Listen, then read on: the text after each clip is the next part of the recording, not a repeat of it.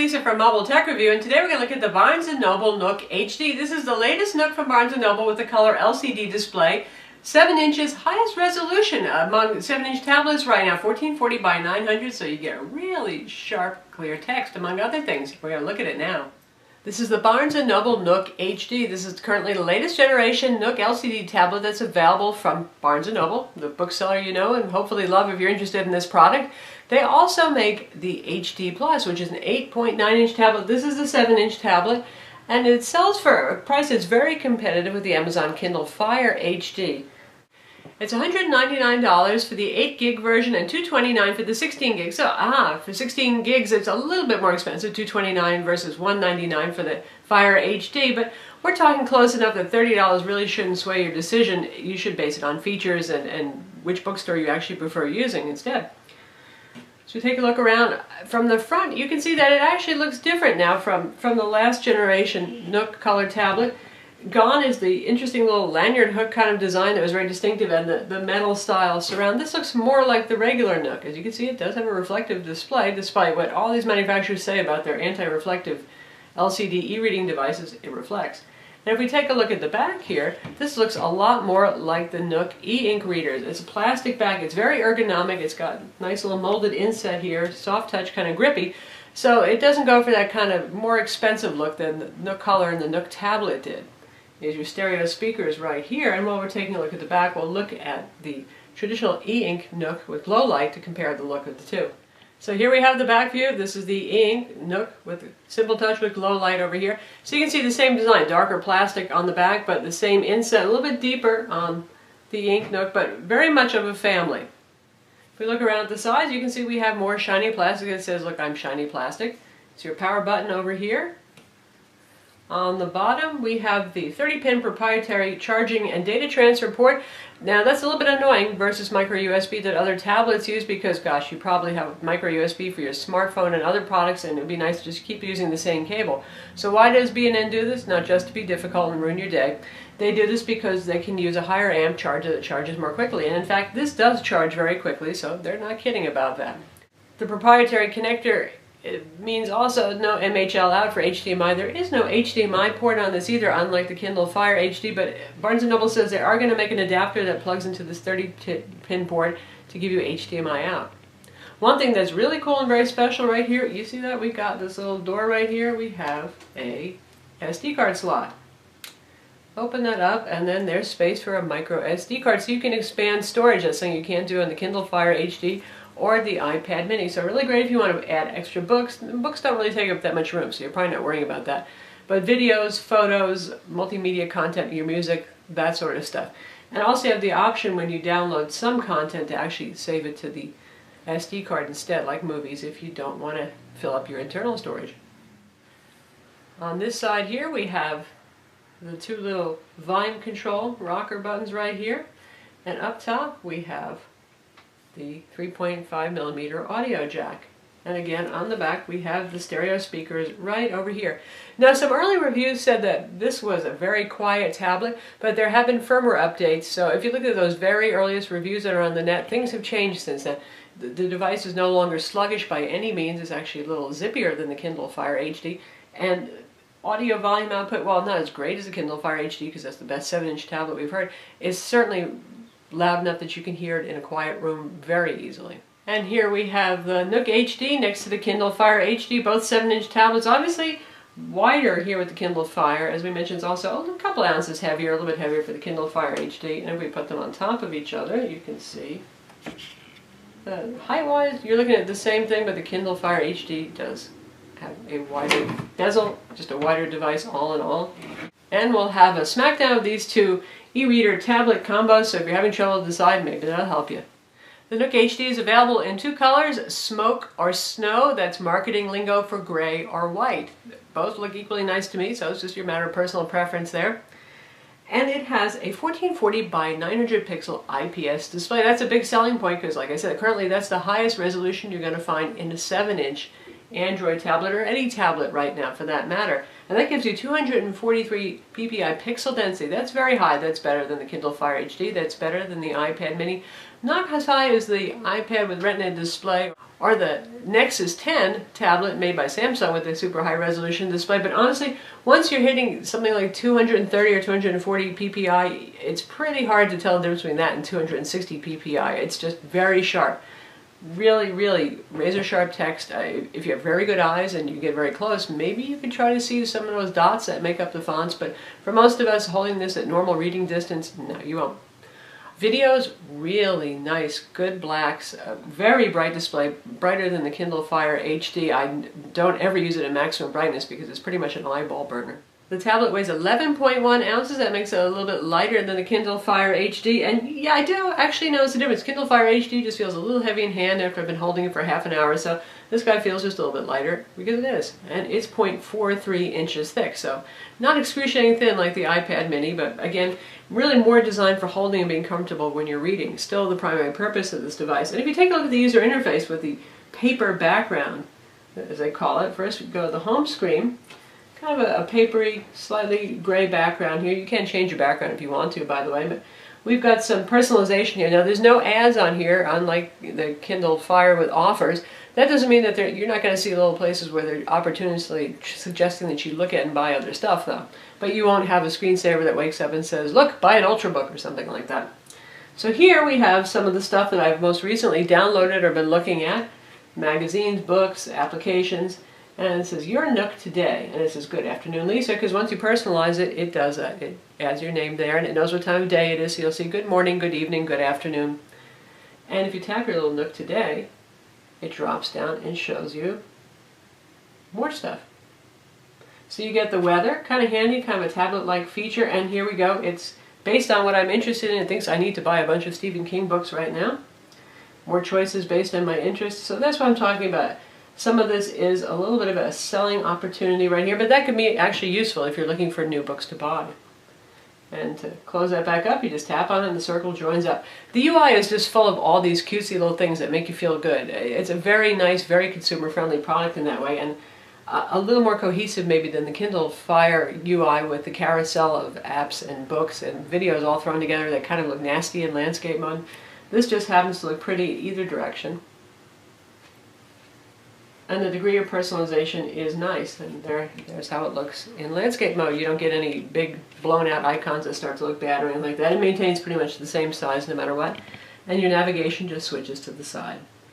And at the bottom you see here, you can always search your Nook for content in case you got so much on here you just can't find it and you don't want to go looking around.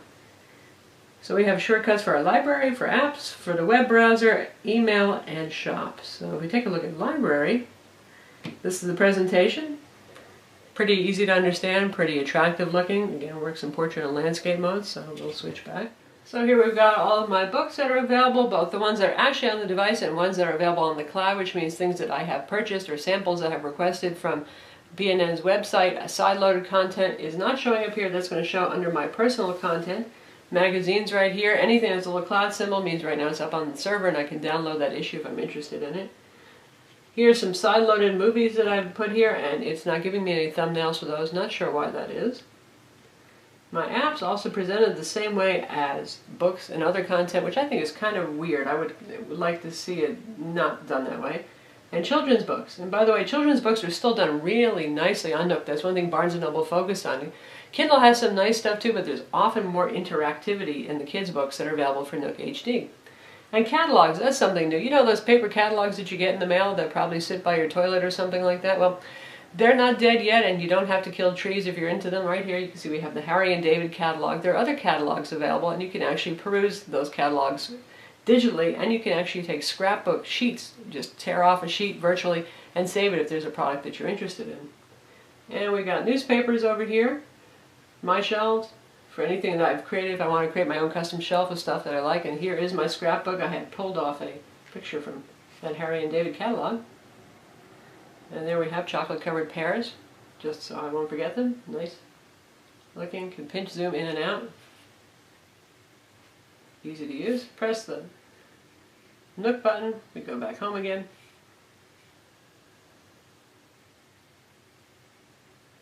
And here are the books that I have sideloaded. These are EPUB books. This is an EPUB reader. Barnes & Noble does EPUB. EPUB is a pretty popular standard. It was the first thing that libraries started to use before they added support for Amazon format. And other online bookstores use EPUB with standard Adobe DRM, and this supports this. You can authorize this with Adobe Digital Edition, so it means you can do library books with this, Google Books, Sony Reader Bookstore, and Kobo Bookstore. Those are all compatible with this. Of course, also Barnes & Noble books are compatible. Now, no book covers here, but I have all my books and they look fine, and we'll take a look at one of those.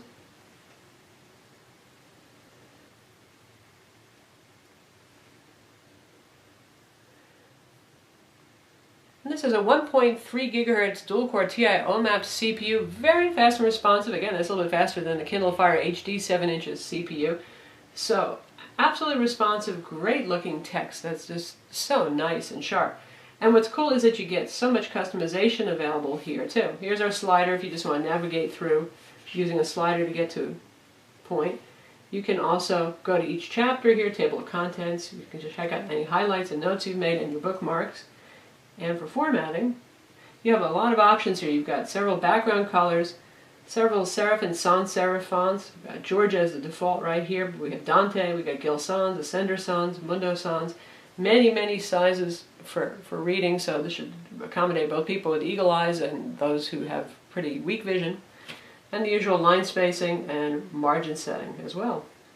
And then you can just go with publisher defaults, which is a pretty common thing too, and go with whatever the publisher set for margins, line spacing, and all that kind of thing.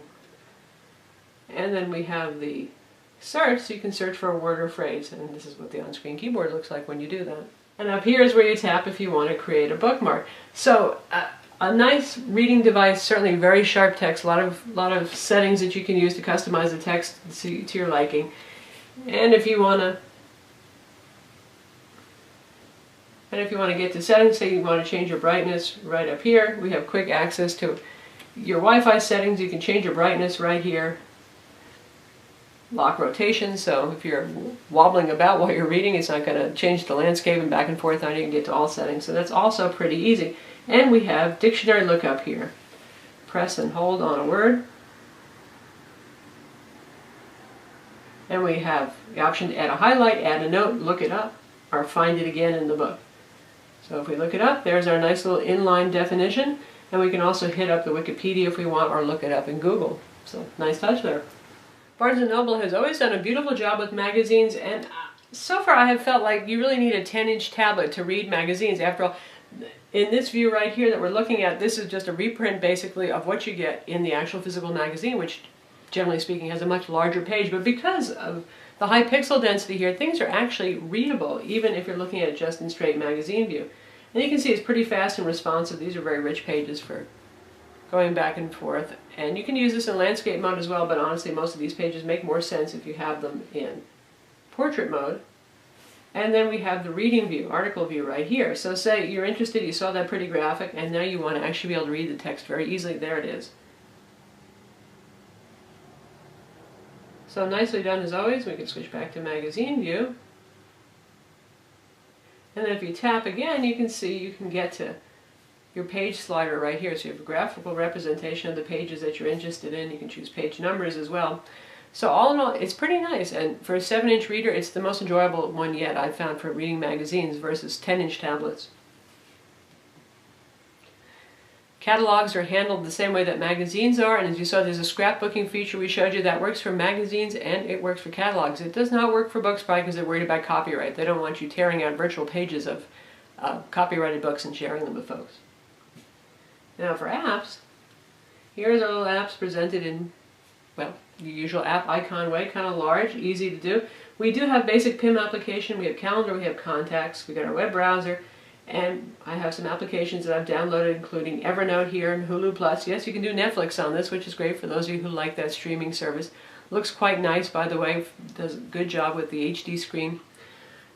One thing about the PIM applications and the email application, it's not like a straight Android tablet where it's just easy, you sign in and everything's handled nicely. This really treats all Google stuff, Google Contacts, Google Calendar, and Gmail as an IMAP service. It's really geared towards more handling exchange. In fact, I would say that Kindle Fire actually does the whole Gmail and Google ecosystem a little bit better here, so there's that. Also, in terms of applications, of the top applications, you'll find about 2/3 of the ones that are available on Amazon that are available on the Barnes & Noble Nook store. The only place you can install apps from is Barnes & Noble's application store. They have about 10,000 apps. Amazon has about 50,000 on their app store. And I think we're up to about 600,000 for Android, including both phone and tablet applications. So you get an idea that you're getting just a smaller percentage. And that's one of the drawbacks I feel with the Nook tablets in general. For those of you who actually want to make this be dual purpose, not just use it for reading books, looking at magazines, and maybe even watching some movies, the application ecosystem is, relatively speaking, much more limited. And it's also harder to install stuff. If you go to settings on this, settings is pretty limited. We'll take a look at all settings. There's no option to allow installation of non-market apps. That means for those of you who are a little bit more techy and geeky, if you can pull your applications off of your other Android device, put them on an SD card or in Dropbox or something like that, you can install those on a Kindle Fire, but you can't do that here because it'll tell you that that's blocked and there is no option to turn it on. What we do have is general settings, things like screen timeout. We've got wireless and Bluetooth settings, and yes, it does have Bluetooth, so you can do things like use a Bluetooth stereo speaker set or headphones with it. And for applications, any settings that pertain to any of the applications that you have built in here.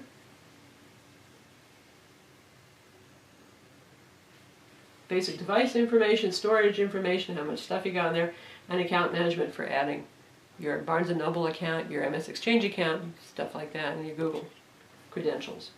So a bit more limited there. Thanks to the CPU that's on here, that 1.3 gigahertz dual core, it's pretty responsive. So for things like gaming, it holds up just fine. And as I mentioned, with the firmware update that came out just when the product was released, it's gotten quite speedy. It's not laggy at all, as you've seen here. It's responsive, it's easy to use, applications run fine. Have not had any problems with that. If you want to look at photographs, you're going to use the Android Gallery application because yes, just like with the previous Nook tablets and with Kindle also tablets, this is running Android, and this is running Ice Cream Sandwich Android 4.0, same thing as a Kindle Fire HD, likewise heavily skinned as Barnes & Noble always does. Now if you want to root this guy, if you're mega geeky, you can go ahead and root this guy, and then you can probably put on all sorts of applications to your heart's content, maybe even gain access to the Google Play Store. But honestly, now that we have the Nexus 7 available, a 7-inch tablet for $199, for those of you who really want the basic full-featured Android tablet, there's less of a point to doing that. You might as well just get the Nexus if you're real hungry to get that whole complete Google experience going on here.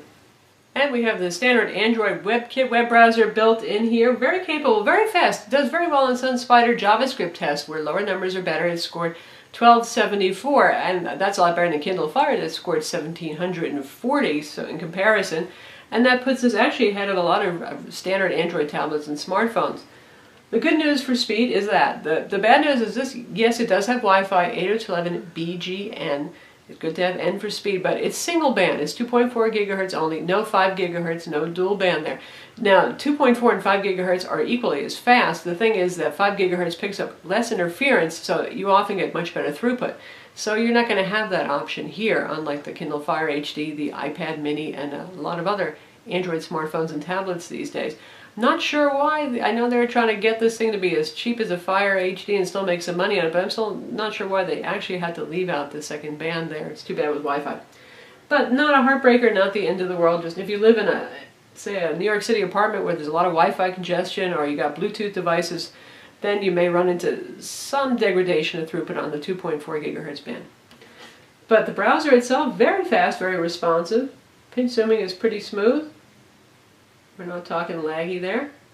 And this supports HTML5 video. It does not come with Adobe Flash because Adobe no longer wants to supply Flash for Android devices. They say we're out of that mobile business there. You can see we've got the article view, something just like the magazines now. On this particular page it wouldn't make much sense. So in this UI here, we scroll around to bring up the control bars. You can see we have a bookmark symbol right there. You get the bookmarks. We have the plus if you want to add another tab for tab browsing. We have sharing, we have download the web page, we have search, and we have our article view over here. Now if you want to actually get the full browser settings, you actually have to go to the system settings, system-wide settings. They're kind of treating this more like the iPad rather than Android devices there, which is a little bit weird.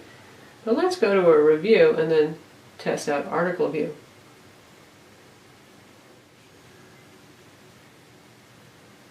So here we are in a review of the Lenovo IdeaPad Yoga, and we're going to test out article view, see how that does. And basically it strips away all the HTML and just gives you the text. Keeps the pictures there, keeps the pictures in a nice quality as well. So that's kind of handy if you find some web page is just too busy to read. And we just tap the button to go back to browser view. So we're in the shop interface right here. You can see we have spotlights on things like games and applications just for teens. And we've got books, magazines, movies, and TV, kids, apps, newsstand, and catalog. So we take a look at movies and TV. You can see that they've grown quite a good selection of titles so far. Now, there's nothing like the Amazon Prime subscription model here, or the Netflix subscription model. So all of these, you're typically going to pay $4.99 to rent an HD movie or $19.99 for a current movie if you want to actually buy it. So if we take a look at top movies, we've got new releases, a variety of sorts there, or you can just search too. We've got the Avengers available here, Sex and the City, Batman Begins, The 300, and if we go back to take a look at new releases, if we take a look at new releases, you can see we have Men in Black 3, Brave, the latest Spider-Man movie. So pretty good content there, and say we're interested in the Avengers. Let's tap on that. And here you can rent it for $4.99 in HD, buy it for $20, and we've got a little drop down. And there's the SD option. Once you tap on it, they don't want you to see that. They want you to go for the HD version, which understandably would look sharper, but $3.99 to rent your SD version, $4.99 for the full HD, and then you have the option of buying it as well. And you get a little snippet, you get review, you get information about it. So there's your video content of the commercial kind, TV shows as well. And so for TV shows, you can see we have HBO content here. We have The Sopranos. We also have things like Happily Divorced, Bar Rescue, Entourage is available. So certainly enough stuff to keep you entertained. And again, there's Hulu Plus and Netflix as well. And if I want to get to my own side-loaded content, as I plugged in the USB cable to my computer and copied some movie trailers onto here, we could get to them from the library here.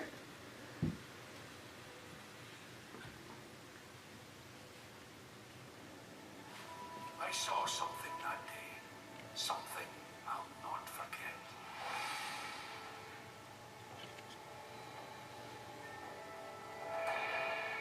And now you can hear how loud the speakers are. It stands 12 feet tall.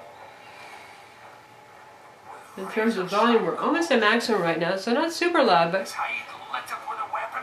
easy enough to hear in a quiet room like this. And it plays a 1080p just fine. Of course, this is a 720p screen, so unless you get that HDMI adapter, there's no real need for 1080p, but it handles it very nicely. One thing to note here, there is no camera front or rear. There is no front camera for things like Skype. It's something that you will find on even the Nexus 7 tablet and the Kindle Fire HD tablets. It does come with a music playing application. It's pretty much your standard Android music player. It handles MP3 format, AAC, things without DRM. You can sideload content to your heart's content. And of course there's support for children's books here. Let me take a look at that real quick because they do it so well. And also there are parental permissions you can set up here, so you can set this up so your kids don't have access to some stuff. And we can have it read to us. Richard Scarry's colors. Red. Greenbuck's tomato car is red. Loli's apple car is red. So is his sneaker. And you can jump around the pages Fire here. engines are red. And there are some Good books for you. that are interactive, so you tap on them to do things, and otherwise it's pretty handy. It is the Surrogate parent that can read to your kid. Barnes & Noble claims up to about 10 hours of battery life here, and so far we're seeing about 8.5 to 9 hours, which is about average for a 7-inch tablet. Nothing to complain about there, especially given how bright the display is. If you run the display at max brightness, you will shorten your battery life. We've noticed that. But that said, the display is so bright that I find that I pretty much don't want to go above 50% when using this indoors. So that's the Barnes & Noble Nook HD, the 7-inch tablet. It's available now, very reasonably priced, a really great e-reader for those people who particularly are focused on reading books, because the reading application is awesome. You don't get things like Amazon Prime Video, as we mentioned, so if that's not important to you, then hey, who cares? It can play video, there are video rentals. Nice offering. I'm Lisa from Mobile Tech Review. Be sure to visit our website for the full review of the Nook HD, and don't forget to subscribe to our YouTube channel.